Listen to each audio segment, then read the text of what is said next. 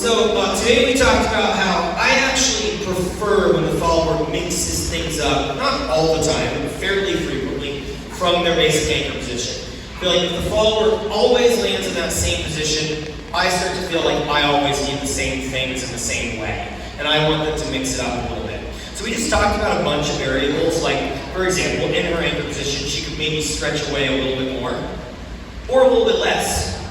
Right? And like if she stretches away more, that makes me want to put more power into my sugar push. Right? Or if she had given me a little less power going like that, then I want to make the sugar push a little more chill, for example. Or what if she takes her 6 just a little bit to either side of the track? I don't care, either way for me. If she's over there, I'm going to be more likely to lead something that goes down that side.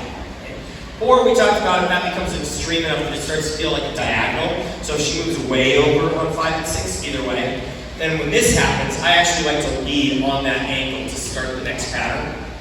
And then I'll fix it on the second half, for example.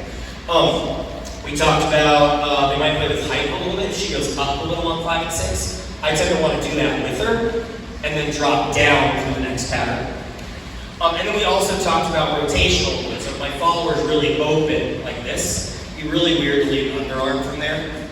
Right? Like instead, I look at that like, oh, my follower is open to the left. That lines them up for me to do something that turns them to the right.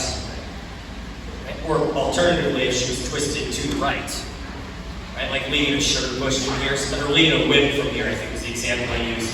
Feels super strange. Right? There's a few different ones I play with from that, but I tend to like doing like a turn or a left side pass. Feels good to me from that particular angle.